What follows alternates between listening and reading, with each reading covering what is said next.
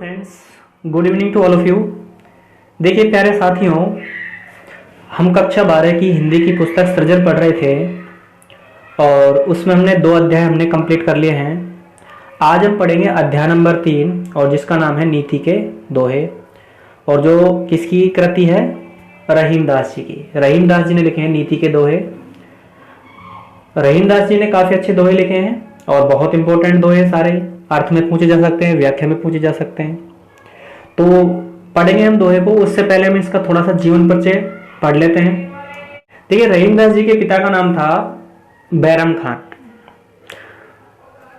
और इनकी माता का नाम था सुल्ताना बेगम और इनके गुरु का नाम था मुल्ला अहमद आमीन, जिन्हें जम्बूर भी कहा जाता है। उन्होंने इनको शिक्षा दीक्षा दी थी। ये अरबी, फारसी और तुर्की और कई भाषाओं में इनका अच्छी पकड़ थी। बहुत विद्वान थे। इनके अंदर बहुत सारी ऐसी खासियत थी जो इनकी महानता को जो है दर्शाती है। तो और अकबर के 9 रत्नों में से एक थे ये कुछ मोटी मोटी सी बातें जो मैं आपको बता रहा हूं। ऐसा कहा जाता है कि जो इनके पिता थे बैरम खान, वो अकबर के संरक्षक थे। तो एक बार क्या होता है कि जो बैरम खान है वो हज पर जा रहे थे, तो गुजरात के पास में अफगान शासकों के द्वारा बैरम खान की मृत्यु हो गई। और उस टाइम जो ये रहीम थे ये मात्र 6 साल के थे। तो किसी भी तरह जो इनकी माँ सुल्ताना बेगम है अपने बच्चे को बचा करके वहां से भागी और सीधे अकबर के पास आ गई। तो ऐसा कहा जाता है कि अकबर ने फिर जो है सुल्तान पोषण किया, इनको अपना बेटे के समान ही माना और इनको शहजादों को जो उपाधि दी जाती थी मिर्जा राजा की, वो उपाधि भी इसको दी। इसके बाद में इनको खान खाना की उपाधि दी गई। तो ऐसे कुछ महत्वपूर्ण बहुत सारे इनके तत्व हैं। इसके बाद में इनकी शादी भी इन्होंने करवाई 16 वर्ष की उम्र में, और जो इनकी शादी हुई थी वो हुई थी मिर्जा अजीज कोका की बहन महाबानो से, जिससे 3 बच्चे पैदा हुए थे। ऐसा भी कई जगह उल्लेख मिलता है कि रहीम दास जी ने 3 शादियां की थी। तो अकबर के नवरत्नों में से थे, अकबर के बहुत प्रिय भी थे ये। एक बार गुजरात में अहिंसा फैल गई थी तो इन्होंने जो है अपने सैनिकों के साथ रहीम को भी भेजा था। तो रहीम का वहां पर बहुत ज्यादा प्रभाव फैल गया था। तो उसके बाद में रहीम के इतने श्रेष्ठ उदाहरणों को देखते हुए इनको खान खाना की उपाधि वहीं दी गई थी। जो इनके पिताजी को दी गई थी वही उपाधि इनको भी दी गई। अकबर की मृत्यु से कुछ टाइम पहले इनके जो पुत्र थे जहांगीर, तो ये रहीम जो है उनके खिलाफ थे। वो नहीं चाहते थे कि जहांगीर जो है राजा बने, शासक बने। तो जहांगीर ने क्या किया था, इनके 2 पुत्रों को मरवा दिया था। तो इस तरह से इनकी कहानी थी। इनकी जो मृत्यु है वो लगभग 1626 या 27 ऐसा माना जाता है इनकी मृत्यु हो गई थी। और इनका मकबरा आज भी दिल्ली में स्थित है। और इनका जन्म हुआ था लाहौर में, और लाहौर वर्तमान में पाकिस्तान में है। तो अब देखते हैं इसका हम जीवन परिचय पढ़ लेते हैं एक बार। रहीम का पूरा नाम अब्दुल रहीम खान खाना था। रहीम का पूरा नाम क्या था? अब्दुल रहीम खान खाना। इनके पिता का नाम बैरम खान थे, जो मुगल बादशाह हुमायूं की मृत्यु के बाद अकबर के संरक्षक का दायित्व निभाया था। ये जो इनके पिता थे बैरम खान, हुमायूं की जब मृत्यु हो गई थी तो अकबर उस टाइम मात्र जो है 13 वर्ष के थे। तो जो इनको गद्दी पर बैठाया, इनको जो राजा के सिंहासन पर बैठाया किसको? अकबर को। तो इसके सबसे ज्यादा महत्वपूर्ण जिन्होंने अपने महत्वपूर्ण दायित्व निभाया था वो कौन था? बैरम खान। और बैरम खान किसके पिता थे? रहीम के। तो याद रखना। रहीम बचपन से ही साहित्य प्रेमी और बुद्धिमान थे। उन्हें अपने माता पिता से वीरता, राजनीति, दानवीरता तथा काव्य जैसे गुण विरासत में मिले थे। रहीम का व्यक्तित्व बहुत प्रभावशाली था। वे सामंजस्यवादी थे। श्री कृष्ण के प्रति उनकी अथाह श्रद्धा थी। देखिए, ये मुसलमान थे लेकिन इनकी जो है ये हिंदू धर्म में बहुत ज्यादा आस्था रखते थे और श्री कृष्ण के बहुत बड़े भक्त थे। रस खान की तरह। रस खान जैसे मुसलमान थे लेकिन वो श्री कृष्ण भक्त थे, ऐसे ही रहीम जो है ये कृष्ण भक्त थे। आगे देखिए, उन्होंने अपने काव्य में रामायण, महाभारत, पुराण, गीता जैसे ग्रंथों को, कथानकों एवं पात्रों का बखूबी उल्लेख किया। इनके काव्यों में नीति, भक्ति, प्रेम और श्रृंगार का सुंदर समावेश मिलता है। रहीम को दोहा, सोरठा, बरवे तथा सवैये छंदों में विशेष महारत हासिल थी। अब देखिए इनकी रचनाएं देख लीजिए एक बार। इनकी रचनाएं हैं दोहावली। देखिए दोहावली जो है तुलसीदास की भी रचना है, और जो हमारे साथी कंपटीशन की तैयारी कर रहे हैं या फिर जो सेकंड ग्रेड फर्स्ट ग्रेड की एग्जाम देंगे, वहां पर भी ये पूछा जा सकता है कि दोहावली किसकी कृति है या किसकी रचना है। तो ऑप्शन में आपको एक ही मिलेगा, या तो रहीम या फिर तुलसी, और अगर दोनों मिलते हैं तो फिर क्वेश्चन के चांसेज शायद डिलीट होने के हो सकते हैं। और अगली रचना है इनकी बरवे नायिका। देखो बरवे नायिका, बरवे रामायण तुलसीदास ने लिखी थी, इन्होंने लिखी है बरवे नायिका, रास पंचाध्यायी, मदनाष्टक तथा नगर शोभा। ये इनकी कुछ विशेष रचनाएं हैं। अपने अनुभवों को उन्होंने जिस सरस शैली में व्यक्त किया वह अद्भुत है। अब देखिए पाठ से संबंधित कुछ पाठ परिचय है। प्रस्तुत पाठ में चयनित रहीम के दोहों द्वारा परोपकार, सज्जनता, पर दुख कातरता, स्वाभिमान एवं लोक व्यवहार की सीख मिलती है। दीनों पर दया करने वाला दीन बंधु भगवान तुल्य होता है। मांगने से मनुष्य की महत्ता घट जाती है। उत्तम स्वभाव वाले मनुष्य को कुसंग दुष्प्रभावित नहीं करती। सज्जन परोपकार के निमित्त ही संपत्ति का संग्रह करते हैं। धनी पुरुष निर्धन होने पर अतीत की चर्चा ऐसे करते हैं जैसे आश्विन मास के जलविहीन बादल गरजते हैं। अच्छे लोगों के रूठने पर उन्हें मना लेना चाहिए। आंख से निकलने वाले आंसू घरवेदी की तरह हमारी व्यथा को जग जाहिर कर देते हैं। बहुत अच्छी अच्छी बातें लिखी इन्होंने। और काम पड़ने व काम निकलने पर लोगों का व्यवहार भिन्न भिन्न होता है। तो ये इनके पाठ से संबंधित कुछ परिचय था। अब हम पढ़ते हैं इनके दोहों को। देखिए बहुत अच्छे दोहे लिखे हैं और बहुत इंपॉर्टेंट है व्याख्या के लिए, सुनिएगा। नीति के दोहे हैं ये। क्या दोहा?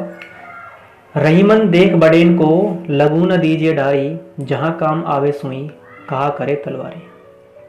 अब रहीमन, देखिए रहीमदास जी अपने आप को रहीमन कह करके संबोधित करते थे। अब रहीमदास जी कह रहे हैं कि रहीमन देख बड़ेन को, कि बड़े हमें बड़ों को देख करके लघु छोटों की डारी क्या नहीं करनी चाहिए, क्या नहीं करनी चाहिए। डारी का मतलब होता है अवहेलना। डारी का मतलब क्या होता है? अवहेलना या त्यागना। कि हमें बड़ों को देख करके छोटों को त्यागना नहीं चाहिए, उनकी अवहेलना नहीं करनी चाहिए। क्यों? उदाहरण देखिए क्यों। क्योंकि जहां काम आवे सुई वहां का करे तलवारी। कहते हैं कि जहां एक छोटी सी सुई जिस काम को कर सकती है, वहां बड़ी तलवार भी उस काम को नहीं कर सकती। इसलिए हमें छोटे और बड़े दोनों के महत्व को समझना चाहिए। दोनों के अपने अपने एक नियत स्थान होते हैं। हमें बड़ों को देखकर, ये नहीं कि सिर्फ हमें बड़ों को देखकर छोटों को कोई महत्व ना समझे, उनकी कोई इज्जत ना करें। ये रहीमदास जी कहते हैं। जैसे हमने एक बचपन में कहानी पढ़ी थी कि एक शेर होता है और शेर के ऊपर जो है चूहा उछलता है, तो शेर को बहुत गुस्सा आता है। तो वो चूहा फिर कहता है कि भाई मुझे छोड़ दो, मैं किसी दिन तुम्हारे काम आऊंगा। तो शेर हंसता है कि अरे मूर्ख, तू मेरे क्या काम आएगा। लेकिन फिर भी शेर को दया आ जाती है, वो कहता है चल ठीक है जा, तेरे को छोड़ दिया। तो एक दिन क्या होता है कि वो शेर एक पिंजरे में फंस जाता है, शिकारी के में जाल में फंस जाता है। तो तब वो याद करता है अपने उस मित्र को, और वहां पर आ जाता है वो चूहा। तो चूहा क्या करता है? उस जाल को काट देता है, तो शेर आजाद हो जाता है। तो आप सोचिए किस तरह से एक छोटे से चूहे ने शेर को आजाद कर दिया। तो ये कहानी शायद इस दोहे पे बिल्कुल सटीक बैठती है। तो कहने का भाव ये है कि हमें जिस काम को जिस कर सकता है वो उसी का अपना एक महत्व होता है। जैसे जो काम सुई कर सकती है उसको कभी भी तलवार नहीं कर सकती। तो हमें बड़ों को देख करके छोटों की अवहेलना नहीं की जानी चाहिए। अब देखिए अगला दोहा। एक ही सादे सब सदे, सब सादे सब जाए, रहीमन मूलई सींच वो फूले फले गाए। अब रहीमदास जी कह रहे हैं कि एक ही सादे, एक को साधने से सब सज जाते हैं, सब साधे सब जाए, कि हमें हमेशा एक को ही साधना चाहिए। अगर हम सबको साधेंगे तो जो हमारे पास है वो भी चला जाएगा। एक को साधने से सारे काम सिद्ध हो जाते हैं, हमें एक ही काम करना चाहिए, ये कहना चाह रहे हैं। अगर हम सबको काम को एक साथ ही करेंगे तो जो काम पहले से है वो भी हमारा खराब हो जाएगा।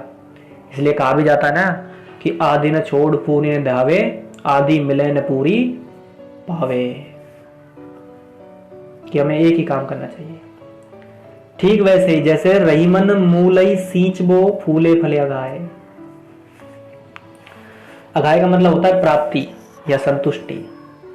अब रहीमदास जी कहते हैं जैसे एक वृक्ष को हमें सींचना हो, सींचबो का मतलब होता है सींचना, कि जैसे अब एक वृक्ष को सींचना हो तो हमें उसके पत्ते पत्तों पर या फूल फूल पर पानी नहीं देना होता, उसके मूल को सींचिए। और मूल क्या होती है? जड़, कि उसके जड़ में पानी डाल दीजिए, वो खूब फल देगा, फूल देगा और इससे आपको संतुष्टि की प्राप्ति होगी। ये कह रहे हैं, ये नहीं कि हमें अलग अलग। तो इसी तरह से हमें एक कोई साध करके चलना चाहिए, क्योंकि एक को जब हम साधेंगे तो हमारे सारे काम वैसे ही सार्थक हो जाएंगे। जैसे हम देवी देवताओं को पूजते हैं, अलग अलग देवताओं को, तो वो नहीं, एक को पूजिए। ये रहीमदास जी कहते हैं। तो शायद समझ में आ गया होगा। आगे देखिए, बहुत अच्छा दोहा है अगला भी। अगला दोहा है, कदली सीप भुजंग मुख स्वाति एक गुण तीन, जैसी संगति बैठिए तैसो ही फल दीन। अब रहीमदास जी कहते हैं कदली का अर्थ होता है केला, सीप का मतलब सीपी जो समुद्र मिलता है, भुजंग सर्प, मुख मुख मतलब मुख, स्वाति एक नक्षत्र होता है। अब रहीमदास जी कहते हैं कि स्वाति की एक नक्षत्र होता है, स्वाति कि इस एक नक्षत्र में जब बारिश की बूंद तीन अलग अलग जगह पड़ती है तो इनके गुण एक गुण तीन, कि इनके जो बारिश का जो पानी होता है, जो और कौन से नक्षत्र का? स्वाति नक्षत्र का, कि एक नक्षत्र में जब बारिश का एक समान पानी अलग अलग जगह पड़ता है, जब यही पानी भुजंग के मुख पर, जब यही पानी सीप के मुख पर, और जब यही पानी कदली के ऊपर। कदली का मतलब क्या होता है? केला। कि जब ये पानी है, जब कदली के ऊपर केले के ऊपर पड़ता है तो केले का क्या बन जाता है? कदली का कपूर। सीप का क्या बन जाता है? मोती। और जब यही भुजंग के ऊपर सर्प के मुख में पड़ता है तो ये क्या बन जाता है? विष, जहर। अब ये क्या अंतर हुआ? पानी एक है लेकिन गुण अलग अलग हो गए। क्यों? इसका अंतर देखिए आगे बताते हैं। रहीमदास जी क्या कहते हैं, जैसी संगति बैठिए तैसो ही फल दीने, कि ये संगति का फर्क है। जिसकी जैसी मन की भावना है उसको वैसा ही मिलता है। इसलिए कहा भी जाता है ना कि ताकि रही भावना जैसी, हरि मूरत देखी बिन तैसी, कि जाकी जैसी भावना है उसको वैसा है। इसलिए ये गुण का अंतर है। क्यों? क्योंकि हम जैसी संगति बैठेंगे हमको वैसा ही फल मिलेगा। तो ये शायद आपको समझ में आ गया होगा। आगे देखिए वीडियो थोड़ी बड़ी हो जाएगी, इसलिए हम इसको दो पार्टों में पढ़ेंगे। एक बार हम देख लेते हैं। अगला दोहा, काज परे कछु और है, काज सरे कछु और, रहीमन भंवरी के भय नदी श्रावत मोर। अब रहीमदास जी कहते हैं कि काज का मतलब काम, कि जब काम हमारा किसी से कुछ कोई काम होता है तब तो हमारा व्यवहार कुछ और होता है।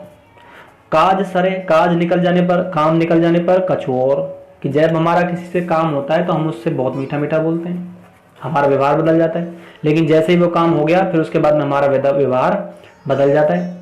ये अंतर इंसान के अंदर ही होता है। तो ऐसे इंसान ठीक नहीं होते। क्यों? उदाहरण देखिए, ठीक वैसे जैसे रहीमन भंवरी के भय, भंवरी का मतलब होता है फेरे लेना। नदी श्रावत मोर, मोर क्या होता है? मुकुट। जैसे एक दूल्हा होता है उसके ऊपर एक मुकुट, तो वो कह रहा है कि जब वो फेरे लेता है तब इन मुकुट को पहने रखता है, कलंगी को धारण किया होता है। लेकिन जैसे ही फेरे हो गए उस मुकुट को, उस कलंगी को नदी में श्रावत, नदी में छोड़ देता है। ये व्यवहार है उसका। क्यों? क्योंकि काम तो हो गया, शादी हो गई, दुल्हन आ गई, अब क्या करना है उसका। तो ये ऐसा नहीं करना चाहिए। ये हमारा व्यवहार है। हमें हमेशा जो है अच्छे बातों को ही धारण करना चाहिए। हमारा व्यवहार हमेशा एक जैसा होना चाहिए। ये नहीं कि हम जब किसी से हमारा मतलब हो तो उससे मीठा मीठा बोले और मतलब निकल जाए तो फिर उसको पहचानने से भी इंसान इनकार कर दें। तो ये नहीं होना चाहिए, रहीमदास जी कहते हैं। तो देखिए साथियों, वीडियो थोड़ी बड़ी हो जाएगी, इसलिए हम यहाँ के आगे के दोहे जो पढ़ेंगे नेक्स्ट पार्ट में। अगर ये वीडियो आपको अच्छा लगे तो इसको लाइक करना और अपने सभी साथियों तक हमारी इस वीडियो को पहुंचा देना, क्योंकि ये कक्षा 12 के लिए भी और हमारे जो तमाम वो साथी जो नेट का एग्जाम देंगे हिंदी विषय से, जो सेकंड ग्रेड की तैयारी कर रहे हैं, जो फर्स्ट ग्रेड की तैयारी कर रहे हैं, स्कूल व्याख्याता, उन सभी के लिए बहुत इंपॉर्टेंट है। तो इसलिए इन वीडियो को सभी तक जरूर पहुंचाएं और हमारे चैनल को सब्सक्राइब भी कर लें और बेल आइकन को भी प्रेस कर दें, क्योंकि जैसे ही हम वीडियो डालेंगे तो सबसे पहले आपके पास वो उसका नोटिफिकेशन पहुंच जाएगा। तो बहुत बहुत नमस्कार, बहुत बहुत धन्यवाद और मिलते हैं नेक्स्ट वीडियो में। तब तक के लिए नमस्कार।